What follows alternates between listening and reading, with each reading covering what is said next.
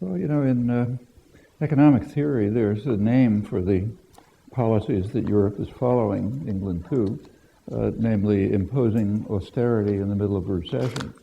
It's called the Herbert Hoover principle. That's exactly what led to the World Depression. It was reinstated again in 1936 under the advice of under business pressure. It led to another recession.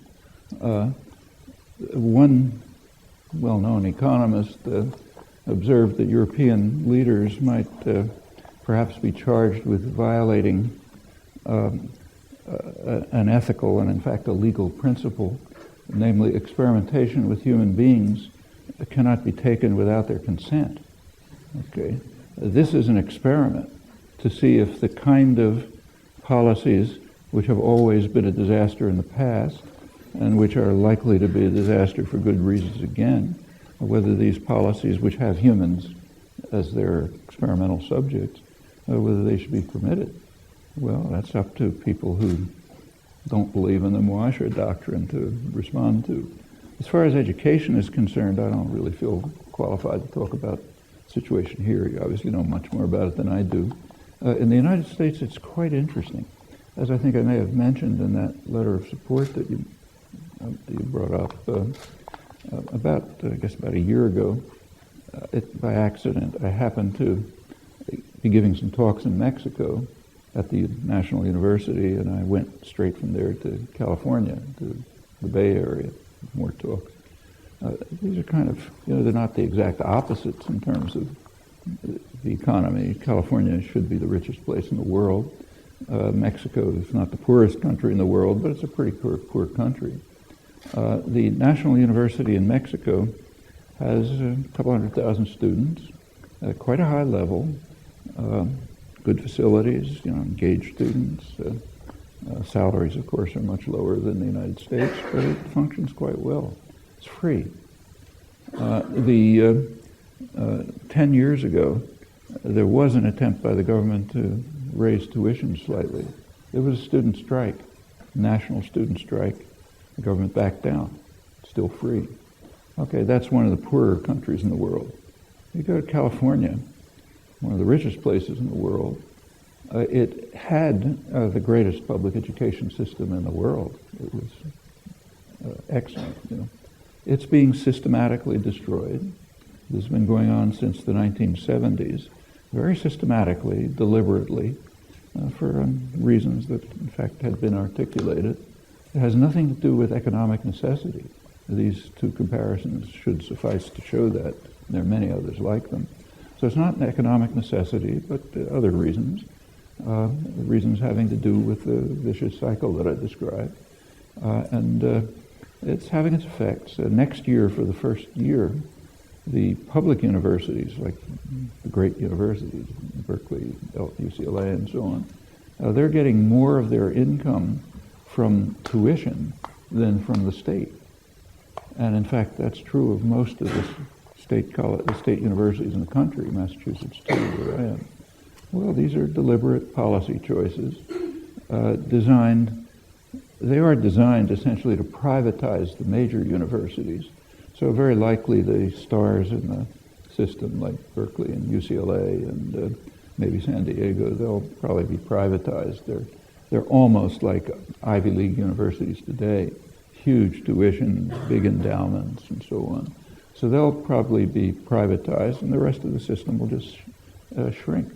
That was a very good system.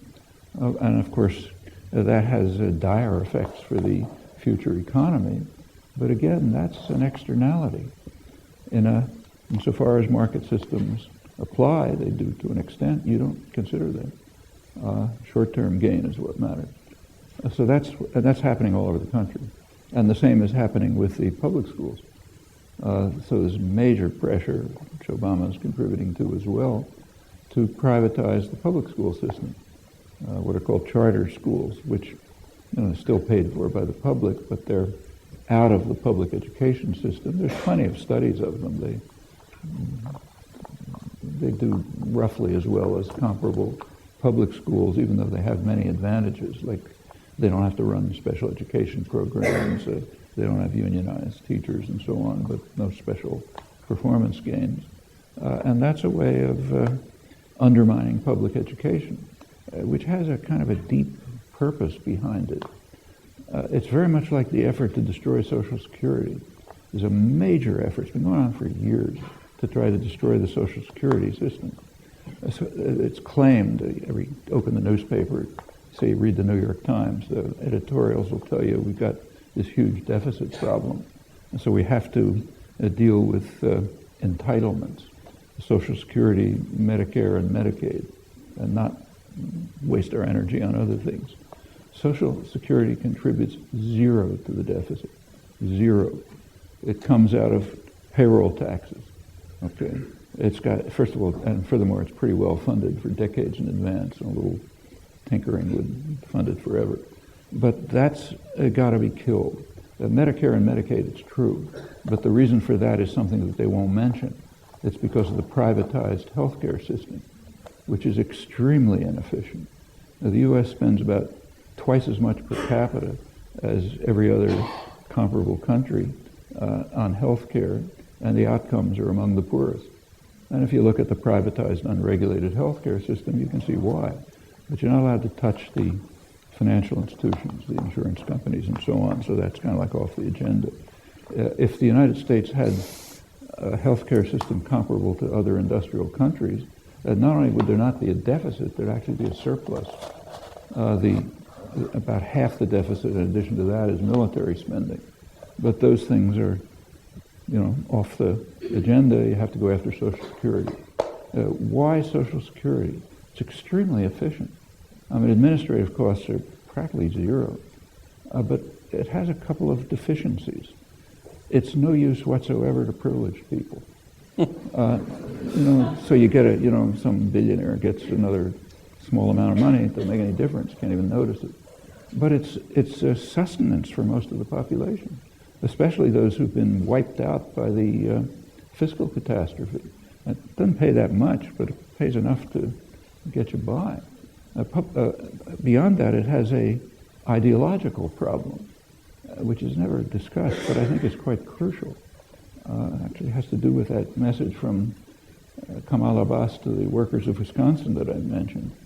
Social Security is based on the principle of solidarity.